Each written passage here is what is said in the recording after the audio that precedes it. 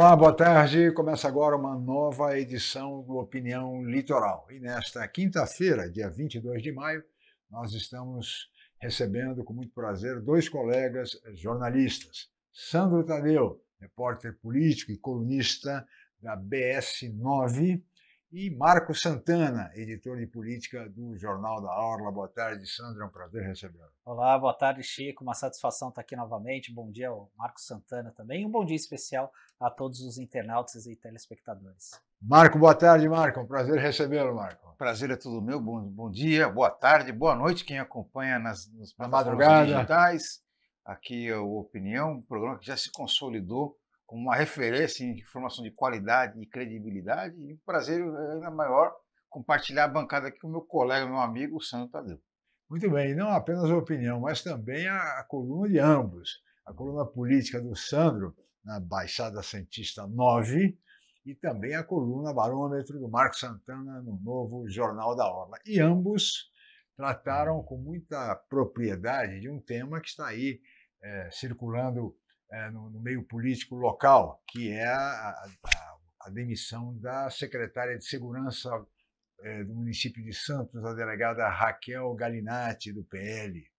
Sandro Tadeu foi o primeiro a noticiar na sua coluna essa possibilidade, depois referendada pelo Marco Santana no Jornal da Orla de hoje. Então, é certo que a secretária deixa o cargo, Sandro? Sim, está confirmado. Eu publiquei essa informação na terça-feira à tarde, após receber informações de fontes ligadas à própria Secretaria de Segurança, Chico, e também confirmadas por fontes palacianas, né, pessoas ligadas ali ao Palácio José Bonifácio. E realmente havia um clima muito ruim da secretária com parte da Câmara, inclusive da base governista, por conta de algumas cobranças que estavam sendo feitas em relação à questão da segurança pública na cidade, sobre um suposto uso indevido de uma viatura descaracterizada da Guarda Municipal para fins pessoais. E a gota d'água, o que ficou evidente à saída da secretária, foi que na última segunda-feira, que a Comissão de Segurança Pública da Câmara, presidida pelo vereador Sérgio Santana, realizou essa audiência pública e a Raquel Galinatti havia confirmado a presença. E, para surpresa de muita gente, ela não compareceu, não deu satisfação sobre o que iria ocorrer, e no dia seguinte surgiu essa informação da saída dela, que vai ser confirmada agora amanhã, sexta-feira, né, que ela vai deixar o cargo. Sim, e o Marco Santana, na edição de hoje, edição online do Jornal da Hora, ele tem uma matéria onde ele conta detalhes dessa saída, né, Marco? Exatamente. Bom, primeiro vamos cumprimentar o Sandro pelo furo de reportagem, foi Sim. O primeiro jornalista da nossa região que deu a informação. Eu tinha essa informação desde sábado, mas aí eu busquei confirmar com as fontes, procurei a própria Raquel Galinatti, Sim. mas ela tomou um chá de sumiço, literalmente, nesses Estratégico, dias. né? Estrategicamente, né? Também no próprio governo, também as pessoas com quem eu conversei, elas foram muito evasivas com relação a isso, mas quando eu tive a certeza da informação, né? O Sandro já tinha publicado, Sim, mas ainda assim eu busquei contextualizar claro. as circunstâncias que Com vários levaram detalhes, a essa inclusive. saída, né? E eu acho que é isso que para ajudar o eleitor, o cidadão, a entender como foi essa dinâmica, né? Então, eu convido as pessoas a lerem a reportagem que está publicada na edição de hoje do Jornal da Hora, mas o que eu posso antecipar, o Chico, é que a razão, na verdade, foram várias razões que levaram à saída de Raquel Galinatti do governo, né? E entre elas eu procuro destacar duas principais. Primeiro, é que a Raquel Galinatti ela tem a perspectiva muito forte de assumir uma vaga na Assembleia Legislativa de São Sim. Paulo, por conta aí de ela é a primeira suplente do PL, e um dos deputados estaduais do PL vai assumir um cargo no Tribunal de Contas. Então vai abrir Isso. uma vaga. uma vaga para ela, provavelmente em agosto, né? Então, ela acabou antecipando essa saída. E outro fator determinante para essa saída dela são críticas de vereadores, mas Sim. muita gente vai ficar surpresa, mas o que pesou realmente não foram as críticas dos vereadores da oposição. Até conversei com um integrante do primeiro escalão do governo, Rogério Santos, E ele me explicou o seguinte: olha, a oposição o papel da oposição é esse mesmo, é fazer oposição, fazer críticas, apontar os problemas, apontar, mas o grande problema foram as críticas que vinham da base de apoio do governo na Câmara, o chamado fogo amigo. Porque os vereadores, eles são para-raios das reclamações, dos anseios da sociedade. Então, os vereadores, eles vinham sendo muito pressionados por munícipes, por comerciantes, por conta do atendimento da Guarda Municipal com relação à população de rua, os moradores em situação de rua, né? Muitos desses comerciantes, desses moradores, eles queriam uma ação mais, vamos dizer assim, enérgica da Guarda Municipal, né? Que é o que a gente chama de política higienista, né? A famosa aporofobia, né? As pessoas querem que o poder público se livre do problema deles, não das pessoas em situação de rua.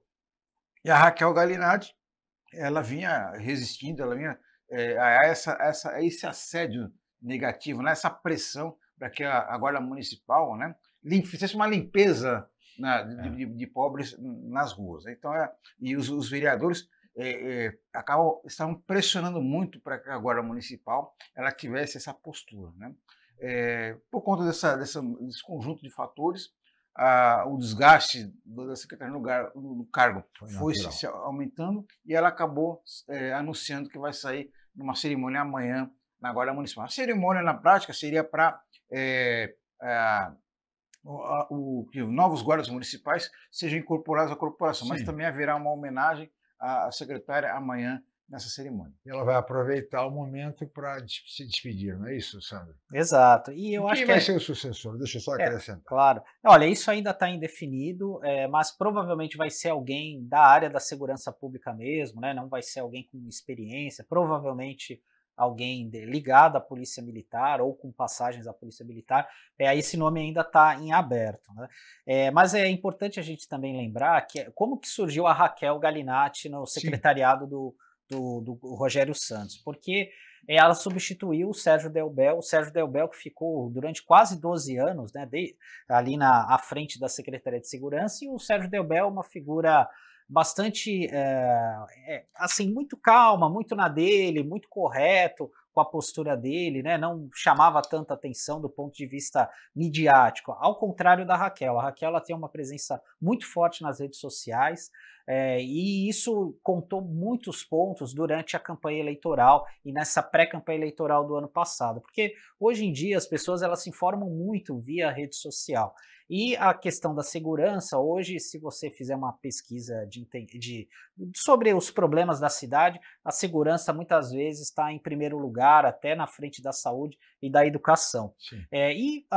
De fato, a Raquel ela soube trabalhar bem nesse sentido, ela apareceu bem, colocou essa pauta da segurança, e isso gerou um efeito positivo, além do fato dela ser do PL, né, como é um fato também que passa meio que batido. O PL que tinha como candidata a prefeita a deputada federal Rosana Vale, e de uma certa forma isso acabou surpreendeu muita gente, e a Raquel tem essa expectativa mesmo aí de assumir uma vaga na Assembleia, porque hoje atualmente ela é a primeira suplente, mas também tem uma outra possibilidade que está sendo aventada, de um dos deputados estaduais, o Rodrigo Moraes, que é advogado, ser indicado pelo 5º Constitucional como desembargador do Tribunal de Justiça. Existe essa possibilidade também, porque um dos deputados está licenciado ocupando um cargo no governo do estado, que é a Valéria Bolsonaro, que é a secretária estadual da Mulher, e caso a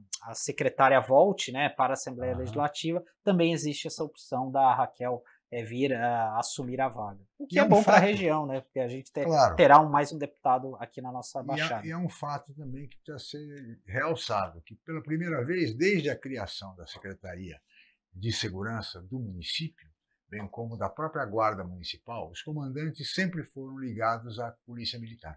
Exato. A Raquel foi a primeira secretária ligada à Polícia Civil, delegada de polícia, né?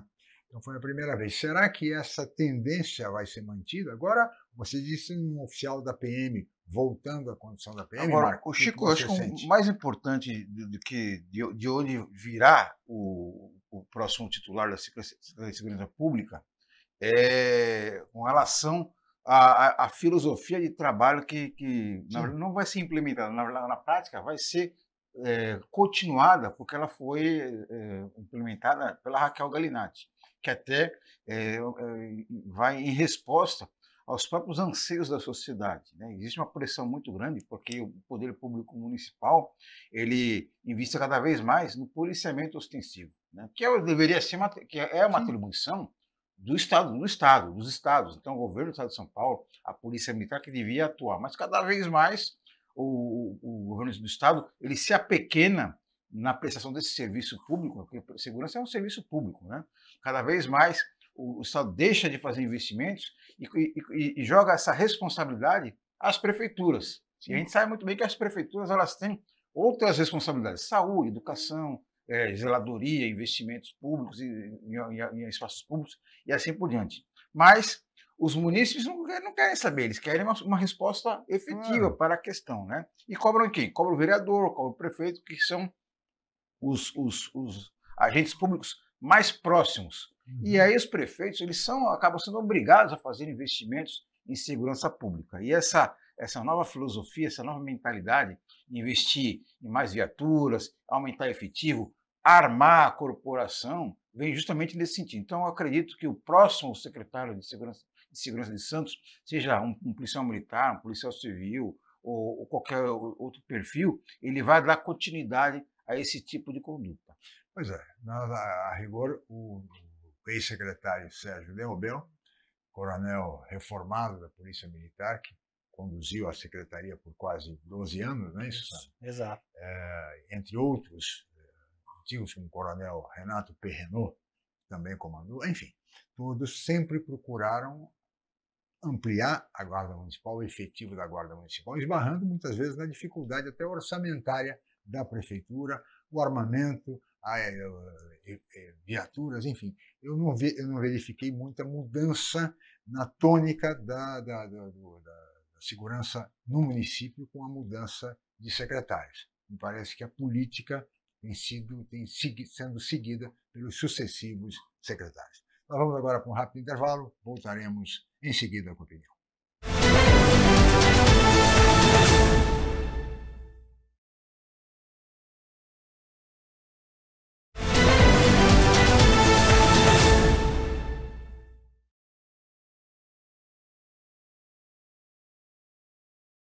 Hoje recebendo, com muito prazer, dois colegas jornalistas, Sandro Tadeu, da BS9, do site BS9, a coluna política, e Marco Santana, editor de política do Jornal da Orla. E agora, senhores, nós vamos ver um VT a respeito da proposta de emenda constitucional do senador Jorge Cajuru, que, de certa forma, dá início à sonhada e ansiada reforma política no Brasil. Vamos ver o VT, por favor. A proposta de emenda à Constituição é de autoria do senador Jorge Cajuru. Pelo relatório do senador Marcelo Castro, haverá etapas para o fim da reeleição. Em 2026, nada muda. Quem for eleito ainda terá direito de se reeleger mais uma vez. Em 2030, fica proibida a reeleição para prefeitos, governadores e presidente da República. Para permitir a unificação das eleições, em 2028, prefeitos e vereadores eleitos terão um mandato de 6 anos e os prefeitos não poderão se reeleger. E a partir de 2034 será realizado o primeiro pleito eleitoral para todos os cargos: vereadores, prefeitos, deputados distritais, estaduais, federais, senador, governador e presidente da República. Muito bem, aí está o VT e até que, enfim, uma proposta coincidindo todas as eleições, coincidindo os mandatos. E chega dessa história de eleição de 2 em 2 anos no Brasil.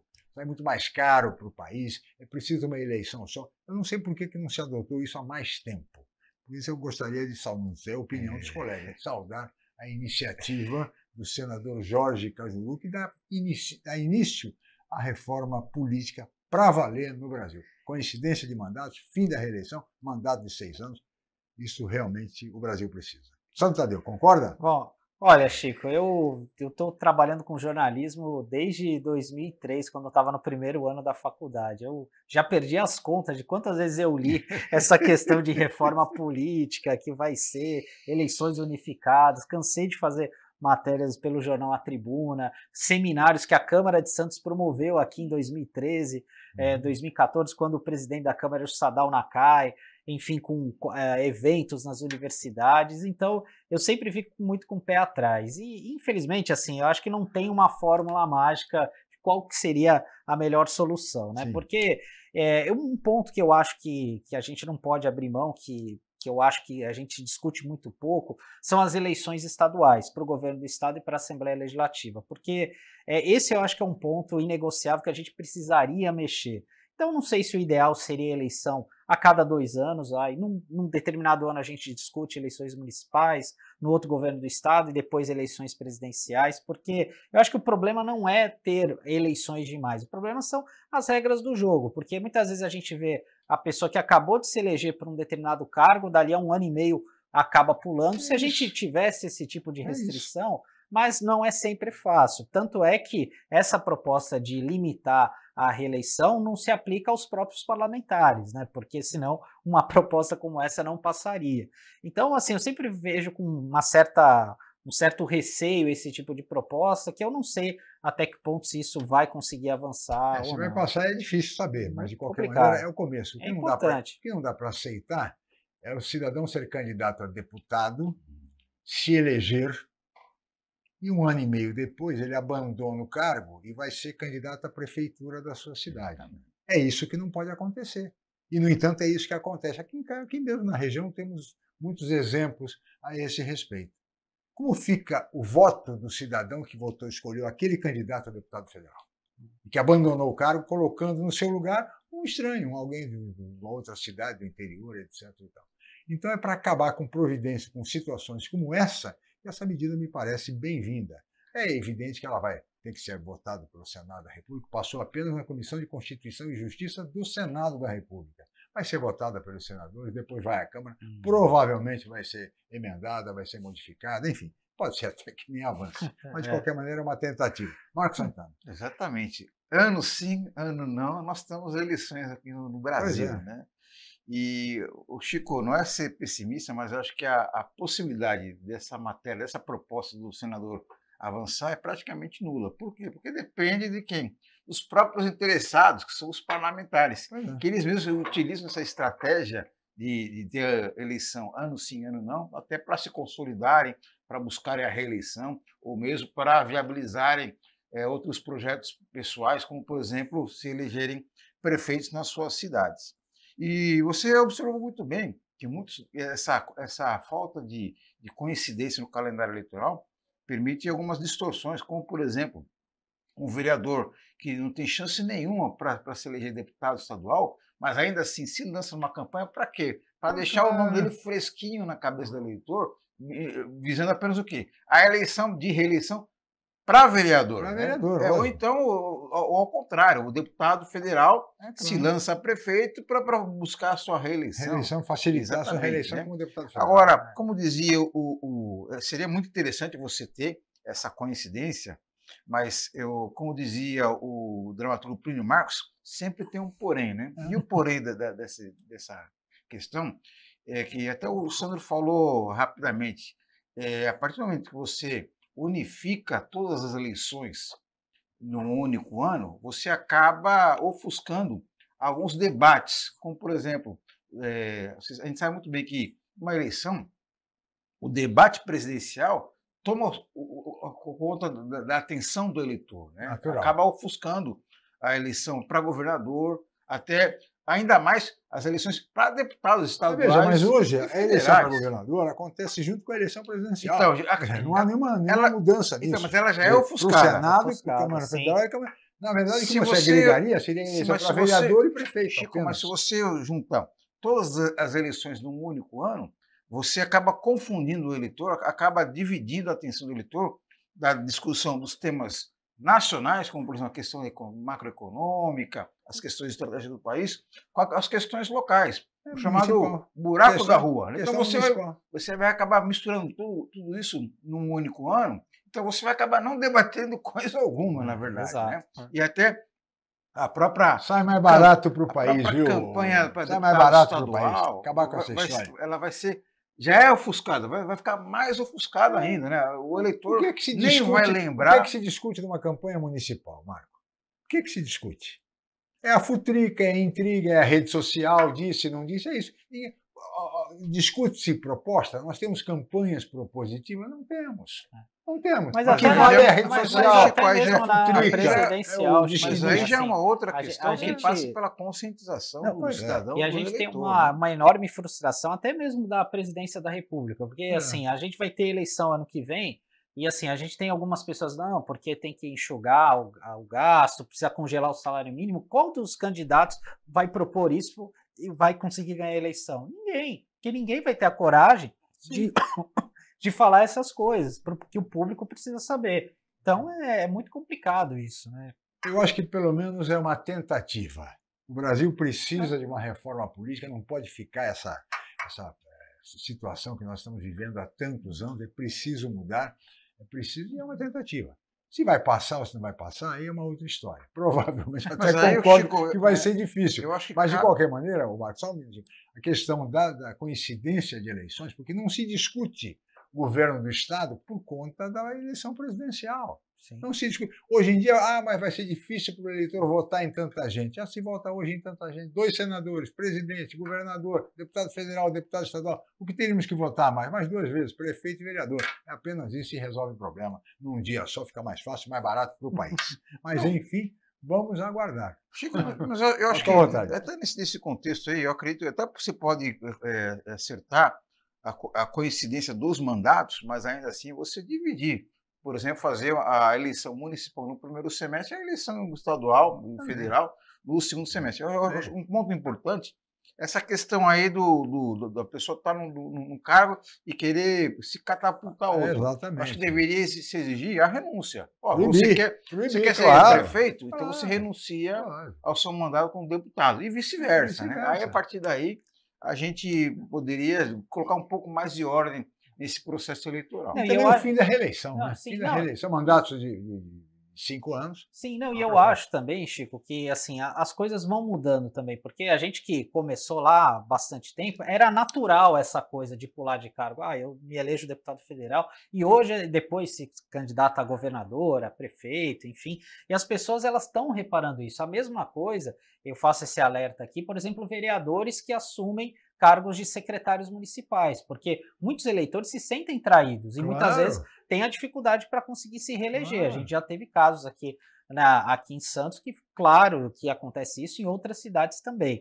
Então, o eleitor também vai mudando o comportamento. E aí cabe ao político avaliar, olha, se isso vale a pena ou não, ou se eu vou ter uma trajetória coerente, enfim. Então, é algo que também o comportamento da população vem mudando, até por conta das redes sociais, que são cada vez mais, a pessoa acaba interagindo, participando.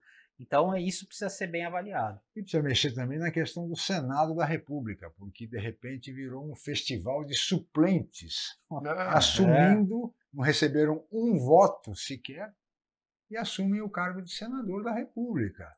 É o pai assumindo no lugar do filho, é a mãe assumindo no lugar do filho, como suplente. Tem cabimento uma coisa dessa?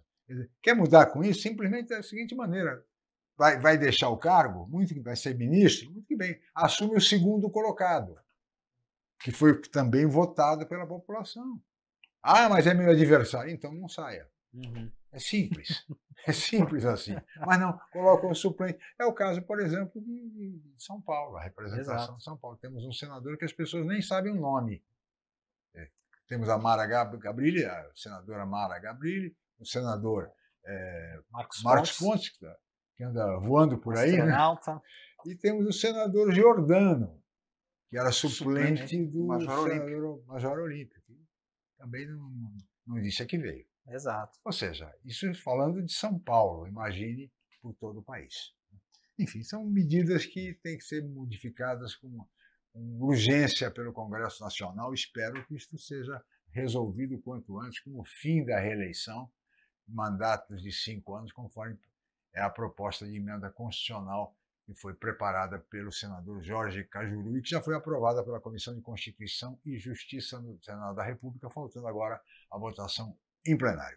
Bom, nós vamos para um rápido intervalo, mas voltaremos em seguida com a opinião.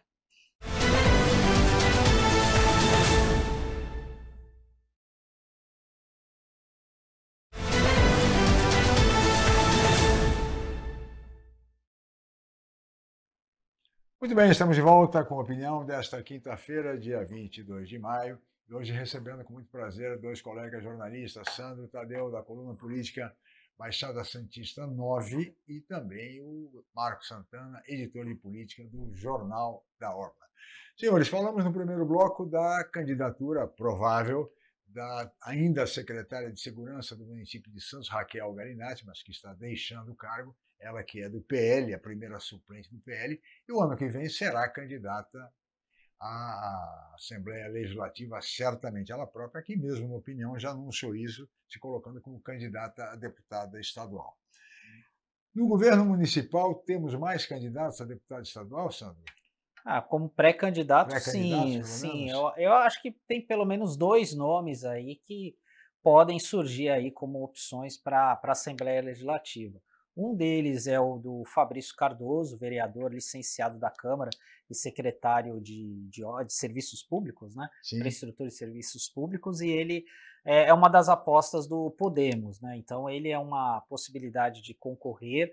O Fabrício, que tem a ambição de ser prefeito de Santos, ele já deixou claro isso mais de uma vez, inclusive ele encarou, né, essa missão como secretário municipal como uma espécie de aprendizado ali para ver como que ele se sai no executivo. E um outro nome também que é cogitado é o da própria vice-prefeita Audrey Cleis, que hoje faz parte do Novo. Na eleição passada ela bateu na trave, ela ficou como segunda suplente do PP, teve 52 mil votos, pouco mais do que isso. Muito bem votado. E ela, de fato, ali é uma opção. Eu não sei se ela vai ser candidata, né? Mas, assim, tudo é mera especulação por enquanto. Mas são 2 nomes aí que eu vejo com potencial. E a própria Raquel Galinatti, que por enquanto ainda é secretária, né? E deve tentar a reeleição, que ela deve assumir em breve aí uma vaga na Alesp. Marco, você vê mais algum nome? Seja para deputado estadual, seja para deputado federal? A leitura do Sandro está corretíssima. E eu não vejo espaço para outras candidaturas dentro do governo municipal. Mas ainda assim nós temos que lembrar que temos deputados no exercício do cargo que vão para a reeleição. Então a briga vai ser difícil. Além disso, Chico, nós temos nas cidades, cada prefeito vai buscar viabilizar um seu candidato que faça parte do seu núcleo mais próximo, né? Ou pior, né? Muitas vezes o prefeito da cidade, da região, ele assume um compromisso com uma liderança estadual ou nacional, né? Muitas vezes um candidato a deputado estadual ou até federal, que não tem muito vínculo com a região, não tem muito compromisso, não tem muito conhecimento com a Baixada Santista. Que na minha avaliação é muito prejudicial isso. E eu acredito que a disputa da eleição o ano que vem vai ser bem acirrada, né? Até por conta de que a gente percebe claramente que o índice de ausências dos eleitores no dia da eleição vem aumentando cada vez que cada ano que passa, e nesse contexto, a eleição para deputado estadual é a que tem o maior número de abstenções, né? Porque parece que o eleitor já está cansado ali de digitar tanto não dá importância, aquilo que a gente conversou no bloco anterior, prioriza apenas a eleição a presidente e governador e acaba deixando a eleição para a Assembleia em 3º, 4º plano. Então, eu acredito que na eleição do ano que vem, essa disputa vai ser ainda mais acirrada. E temos 5 deputados estaduais, né? Vale lembrar, 5 deputados estaduais e 3 deputados federais, hoje, Baixada Santista. E, Chico, e é importante também essa discussão que o Marco falou, de, por exemplo, da sua cidade fazer a sua lição de casa, de conseguir eleger um deputado, porque você tem um peso político muito grande, até por conta das emendas parlamentares que você tem direito como deputado. Então, por exemplo, em Guarujá, a gente, atravessando aqui o mar, a gente fala, por exemplo, a gente tem como pré-candidato à Assembleia Legislativa o Mário Lúcio da Conceição, que é o presidente da Câmara, que inclusive recentemente fez um vídeo durante um final de semana por conta da situação do ML do Guarujá, e ele foi muito claro: olha, os deputados eles vêm aqui na região vêm pedir voto no Guarujá, mas ficam de costas para a nossa cidade. E o Mário Lúcio já conta com o apoio ali de boa parte dos integrantes da casa. O próprio Farid Madi fez essa lição de casa quando ele foi prefeito da outra vez, Sim. inclusive a esposa dele foi eleita deputada estadual em 2006 por conta da boa avaliação que tinha o mandato dele. A mesma coisa a gente está vendo esse movimento em Praia Grande. Praia Grande já teve um deputado estadual, que foi o Cássio Navarro, chegou a assumir por 2 momentos, né? É uma possibilidade, tem o neto do prefeito Alberto Mourão, Lucas Mourão, que é um dos secretários Deve também. ser candidato, né? Exato. Então, e até mesmo São Vicente. São Vicente hoje você tem o Caio França, que é uma liderança da cidade, a própria Solange Freitas, que foi candidata, mas talvez o Caio Amado queira colocar algum nome mais alinhado com ele, porque hoje, por exemplo, o deputado federal tem em torno de 35 milhões em emendas parlamentares. Enfim, mas esse valor ele pode aumentar cada vez mais. Deputado estadual também é pouco mais de 10 milhões que tem direito. Então, realmente, isso faz toda a diferença na gestão municipal. Sem dúvida, vamos ter uma eleição com bastante concorrida, Marco. Como sempre, muitos candidatos e muitas vezes nós acabamos perdendo vagas porque são tantos os candidatos, fora os paraquedistas que vêm buscar sempre voto aqui, especialmente em razão das redes sociais. Então, uma eleição importantíssima essa, que teremos o ano que vem para a Assembleia Legislativa e também para a Câmara Federal, porque os nossos deputados federais, certamente todos candidatos à reeleição, não? Ah, sim, estaduais sim, todos e os devem federais concorrer. Também. Sim, muito provavelmente eles saem candidatos, tanto a Rosana, o Paulo e o delegado da Cunha. O delegado da Cunha, né? Os três, pelo menos os 3 deverão ser candidatos à reeleição e os nossos 5 deputados estaduais serão candidatos também. Falando em candidatura, meus amigos, eu queria saber de vocês o seguinte, afinal de contas, há um zum aí com relação ao candidato à presidência da República pelo centro e centro-direita, não é? O ex-presidente Bolsonaro, mais uma vez, disse em vídeo que é candidato à presidência da República, apesar da inelegibilidade, né? Também fala-se na esposa dele, Michele Bolsonaro, isso a presidência da República, nos governadores de direita. Aliás, o presidente Bolsonaro tem cobrado, Marco, dos governadores de direita um posicionamento mais firme em relação à inelegibilidade dele, Bolsonaro, cobrando os governadores de direita.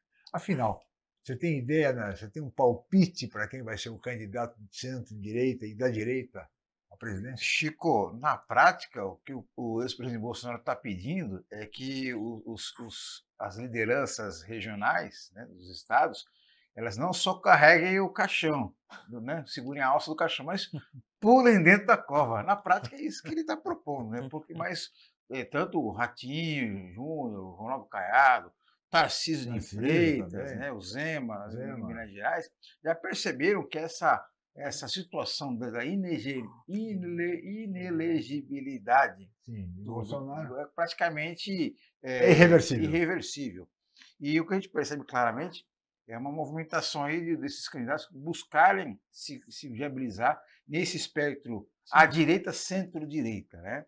E o que me chama muito a atenção é o comportamento do governador de São Paulo, Tarcísio de Freitas, que ele quer, ao mesmo tempo, não passar essa imagem de traidor junto ao eleitor mais à extrema-direita, bolsonarista, os eleitores, os apoiadores de Jair Bolsonaro, mas ainda assim ele não quer se lançar na disputa porque ele terá, em tese, um adversário muito forte, que é o atual presidente da República. Né? Claro. Mas que se goste ou desgoste de Lula, é inegável o poder político na força eleitoral que ele tem. Afinal, ele ganhou uma eleição sendo um candidato de oposição. Ele ganhou a eleição de um presidente da República no exercício do cargo. Né? Então, isso aí não se pode ignorar. E agora, ele vai para a reeleição sendo presidente. Né? Então, é uma candidatura muito forte. E o Tarcísio de Freitas ele faz todas essas contas. Eu tenho informação de que já apresentaram várias pesquisas eleitorais ali, com vários cenários, que indicariam ali uma situação até bem otimista, bem confortável para Tarcísio, caso ele deseje disputar a eleição presidencial, mas ainda assim ele faz contas junto de um assessor muito próximo e de muita confiança dele, que é o Gilberto Kassab, que sabe muito bem as regras do jogo e as movimentações do tabuleiro político nacional. Né? Aliás, tudo indica que se o governador Tarcísio for candidato à reeleição, ele é o grande favorito à reeleição. Agora, em relação à presidência da República, já vira uma incógnita, né? Que, como o Marco falou, né, aqui, além do carisma do Lula, enfim, da trajetória dele, ele tem a máquina na mão. Então, o governo federal tem muitos cargos à disposição. A gente percebe também que até mesmo essa divisão dos partidos, porque, por exemplo, a gente tem partidos como o PSD, do Gilberto Kassab, que no Centro-Sul é mais alinhado a um viés mais de direita, mas do Norte e Nordeste já tem um alinhamento maior ao governo Lula. E assim a gente percebe também com outros partidos. Então nem sempre é fácil você conseguir essa unidade, né? O PSD recentemente anunciou o Eduardo Leite, governador do Rio Grande do Sul, como pré-candidato à presidência da República. Lembrando que ele fez esse mesmo movimento há 4 anos, né? Há 5 anos, em 2018, quando ele disputou a prévia no PSDB conseguiu. E acabou perdendo para o João Dória aquela disputa. E naquela situação ele acabou recuando e disputando novamente o governo do estado. Eu não sei se com o Tarcísio pode ocorrer essa mesma coisa, porque uma coisa é você confiar no Bolsonaro, enfim. Então é possível que a gente tenha um cenário que ele saia do governo em abril e talvez tenha alguma mudança no comportamento, ele recue e novamente dispute o governo do estado mais uma vez, por uma questão de segurança. Né? Porque então, o Eduardo Leite se coloca como candidato pelo PSD. Pelo PSD, que tem o Ratinho Júnior, tem vários que nomes. Está junto de Tarcísio, quer dizer, exato. Esse imbróglio da direita está complicado. O Gilberto Kassab, inclusive, uma entrevista que concedeu a mim, ele disse, olha, nós estamos fechados com o projeto político do Tarcísio. O que ele decidir, nós vamos atrás. Então, quer dizer, tem esse porém também, né? Muito bem. E o Boulos vai ser ministro, Sandro? Olha, eu acredito que sim, viu? Eu acho, mas só que aí ele vai ter que ou sair do PSOL, vai ter desde que não seja candidato, segundo o que o Lula teria dito, o presidente teria dito que ele não fosse e é muito provável que isso aconteça, porque a mesma coisa, por exemplo, do ministro Padilha. As informações de bastidores dão conta que o Padilha, quando aceitou ser ministro da Saúde, ele abriria a mão de sair candidato a deputado federal, porque senão você assume um ano e pouco, aí você tem que sair. Vamos ver, vamos aguardar os desdobramentos disso. Nós vamos para mais um intervalo, voltaremos em seguida com a opinião.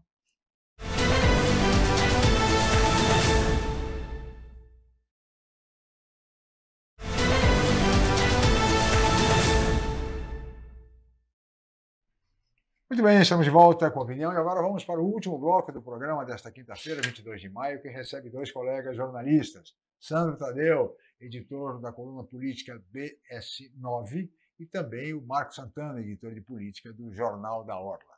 E agora temos mais um VT que trata de um tema do momento, inteligência artificial e a geração de empregos. Vamos ver. Esse aplicativo ensina idiomas para ao menos 34 milhões de pessoas diariamente em todo o mundo. Por trás dele, cerca de 850 funcionários espalhados pelos Estados Unidos, China e Alemanha trabalham para que a tecnologia crie aulas curtas, envolventes e jogos para ajudar os usuários a desenvolver habilidades de fala, leitura, escrita e audição em 41 idiomas. Com um faturamento de mais de 12 bilhões de dólares no ano passado, a empresa anunciou recentemente que desenvolveu 148 cursos com a ajuda da inteligência artificial generativa. Ainda de acordo com o levantamento, mais de 3% do emprego global está na categoria de maior exposição. As mulheres estão mais expostas na comparação com os homens. Trabalhadores de países de alta renda também são mais vulneráveis do que os de baixa renda. Os autores destacam que a inteligência artificial generativa tem mais chances de transformar os trabalhos do que eliminá-los.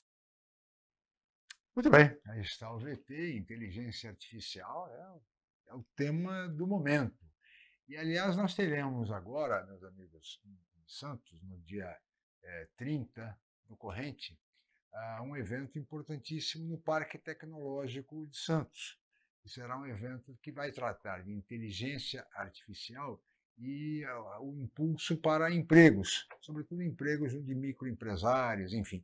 E o Marco Santana está coordenando esse evento que acontece no dia 30. Eu queria que você falasse um pouco a respeito desse evento, Marco, por favor. Exatamente, Chico. O mundo vem mudando drasticamente e rapidamente. Sim. Por conta das novas tecnologias. E o universo do trabalho, onde a gente percebe com mais clareza essas mudanças. Então, aquela velha imagem do emprego CLT, aquele emprego formal, está cada vez mais perdendo espaço.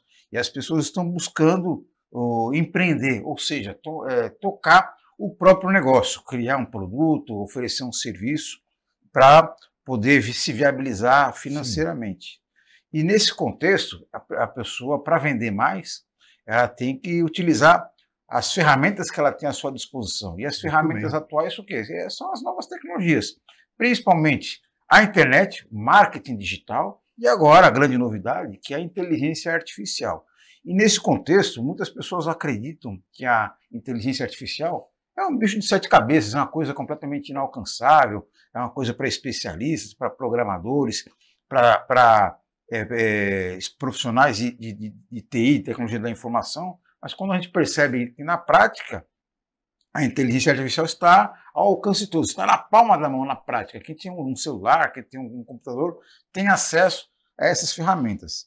E nesse contexto, nós vamos realizar esse evento na sexta-feira que vem, dia 30, das 9 às 17 horas, no Parque Tecnológico de Santos, justamente mostrar as potencialidades do uso da inteligência artificial, das novas mídias, para você alavancar os empreendedores, os empreendimentos, os pequenos negócios. Nós vamos reunir vários especialistas, serão 3 palestras, cada uma com uma área de interesse específica, e o objetivo dessas palestras é ensinar o caminho das pedras, apresentar os especialistas, os palestrantes vão apresentar as potencialidades dessas ferramentas e apresentar exemplos práticos do uso da inteligência artificial e também uma coisa que é importante, depois da explanação será aberta a participação do público, então os participantes poderão levar problemas reais e vão encontrar soluções práticas. Então, microempreendedores individuais, por exemplo, né, podem se preparar e levar as suas dúvidas, seus questionamentos para esses especialistas. Exatamente, Chico, porque muitas vezes a pessoa vai numa palestra, o especialista fica ali divagando, fazendo aquelas elucubrações, mas não existe o contexto com a realidade, aquilo não se aplica ao dia a dia das pessoas. E esse evento vem justamente para oferecer respostas práticas. Né? E aberto a todos? Aberto. As inscrições são gratuitas. Eu recomendo que as pessoas façam a inscrição desde já, porque nós temos ali a limitação do espaço físico do Parque Tecnológico. São 120 lugares. Então, quem tiver interessado pode fazer a inscrição acessando o perfil do evento no Instagram. Procura no Instagram o perfil Empreendedorismo IA. E ali no link da bio a pessoa vai clicar, vai ter acesso a um formulário, dura menos de 1 minuto para você preencher.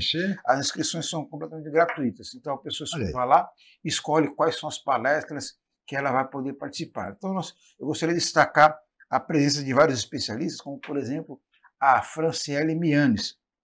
Ela é uma especialista em YouTube e ela fala uma coisa muito interessante, que ela fala o seguinte: olha, eu não vou ensinar ninguém a virar um youtuber do dia para a noite e ter milhões de seguidores, né? Mas ela vai ensinar as pessoas a como produzir conteúdos para se posicionar profissionalmente na plataforma, para ser uma referência no seu campo de atuação. Aí no mundo presencial, ela conseguir mais clientes e alavancar os seus negócios. Muito bem, uma ótima oportunidade para você que é MEI, microempreendedor individual, impulsionar, alavancar o seu negócio, tá certo? Torná-lo mais produtivo, e essa é uma bela oportunidade, um evento gratuito, no dia 30, no Parque Tecnológico de Santos, aqui no centro da cidade. Enfim, uma bela oportunidade, não, Sandro?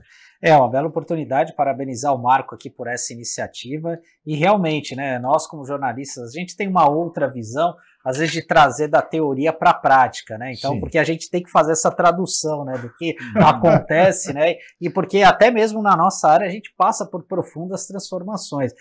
Na última terça-feira eu fui convidado pelo nosso colega Fernando de Maria para bater um papo com os alunos de jornalismo da Universidade de Santa Cecília, e realmente assim, a nossa profissão mudou tanto que não adianta mais você ter aquele texto, belo texto, rebuscado. Hoje a gente tem que escrever de um jeito para que os buscadores consigam identificar aquele material que a gente produz, para ficar melhor ranqueado. Então é uma loucura, coisa que há 20 anos, quando eu estava na universidade, a gente jamais pensaria dessa forma, né? Então, e hoje as transformações do mundo do trabalho com a inteligência artificial são cada vez maiores, ocorrem numa velocidade maior, e o poder público precisa estar presente, precisa estar antenado nessa discussão. Eu me recordo que em 2016, quando o Miguel Nicoleles veio dar uma palestra aqui no SESC, a gente conversou ali após a palestra, e ele dá aula na Universidade de Duke, que é uma das 10 maiores do mundo. E na ocasião ele falou que um grupo, o McDonald's, havia contratado pediu para a universidade fazer um projeto piloto para automatizar as chapeiras do McDonald's. E aí ele, na hora do cafezinho ali, conversando, falou: olha, vocês têm noção do que vocês estão fazendo? Aí eles começaram a falar tecnicamente, eu falei: não, tecnicamente eu não duvido, até porque a gente tem tecnologia, mas vocês têm ideia do impacto social? Porque no Brasil ou em vários países, a pessoa começa ali com chapeiro, às vezes é o primeiro emprego, a primeira oportunidade, enfim, e é um impacto social muito grande que a gente tem com o avanço da tecnologia. A gente viu isso aqui no Porto de Santos, que vem batendo cada vez mais recordes, ampliando, mas isso vem diminuindo a mão de obra local, enfim. Então tem uma série de aspectos, né, que de fato a gente precisa estar antenado nessa discussão. Sem dúvida, é uma bela oportunidade, né? Sim, Chico, e uma coisa que eu acho que é importante a gente ressaltar é que a inteligência artificial ela não faz milagres. Né? Exato. Ela é uma ferramenta muito eficaz, que tem uma potencialidade muito grande, mas ainda assim é preciso saber utilizá-la. Né? Claro. Então, o espírito do seminário é justamente esse, de mostrar quais são as potencialidades e como utilizá-la para buscar resultados mais efetivos. Porque não adianta a pessoa esperar que vai alavancar uma varinha de condão, vai acontecer um milagre ali. É preciso de trabalho também. Precisa de trabalho, precisa de um planejamento e precisa do quê? A pessoa saber o que se pode esperar daquela ferramenta. E o Sandro tocou num ponto muito importante, que é a participação do poder público nesse processo. Né? Nós teremos um terceiro painel na parte da tarde do evento, que nós vamos discutir justamente o papel do poder público para conciliar o empreendedorismo e a inteligência artificial. Nós teremos a presença do secretário nacional das micro e pequenas empresas, Maurício Juvenal, do Ministério, e também teremos a participação da secretária de Comunicação e Economia Criativa, a Célia Storino, porque muitas vezes o poder público tem ações importantes que contemplam os artesãos, os empreendedores, as micro e pequenas empresas, mas ainda assim esses empreendedores não têm conhecimento, não têm acesso a linhas de financiamento, a programas de incentivo, né, a cursos de qualificação, e justamente esse painel vai ajudar a esclarecer esses pontos. Né? Então, é muito importante. Vou dar um exemplo, por exemplo, a Feira Criativa e também o projeto feito em Santos, que curiosamente, coincidentemente, vai completar 5 anos amanhã aqui em Santos. Né? Então, é uma experiência que demonstrou resultados bem exitosos. Aquelas pessoas que durante a pandemia não tinham muitas perspectivas de negócio, de faturamento, e esse projeto deu uma outra perspectiva positiva para essas pessoas. Então, são ações como essa aí que o evento vai buscar informar os participantes para que eles possam ajudar a alavancar ainda mais os seus negócios. Trazer conhecimento, orientar, para impulsionar o seu negócio. Você que é microempreendedor individual, por exemplo, e que quer buscar alternativas para fazer o seu negócio crescer, essa é uma grande oportunidade. No dia 30 vai acontecer aqui, de graça, na Fundação Parque Tecnológico, ali na rua Henrique Soler, né, 7 de setembro, onde é o local do Henrique Porchat, 47. Henrique Porchat. e ali junto à Rua Brás Cubas, de 7 de setembro, nos fundos ali do Colégio Santista. É uma bela oportunidade, é só se inscrever no site, no Instagram do evento e participar. Isso. No dia 30. Marco, parabéns pela iniciativa, sucesso e corra tudo bem. Eu que agradeço e aguardo todas as pessoas no evento. A inscrição @empreendedorismoIA no Instagram. Muito bem, empreendedorismo e IA, inteligência artificial. Muito bem, muito obrigado, Sandro, pela participação mais uma vez aqui no Opinião. Obrigado, Chico. Obrigado pelo convite. Foi uma honra participar com vocês. Muito obrigado, Marco. Um abraço, é sempre um privilégio participar do programa Opinião e até uma próxima oportunidade. Muito bem, e assim chegamos ao final, meu caro telespectador, minha cara telespectadora, e agradeço pela audiência qualificada de sempre. Nós estaremos de volta amanhã em mais uma edição do Opinião. Muito obrigado e até lá.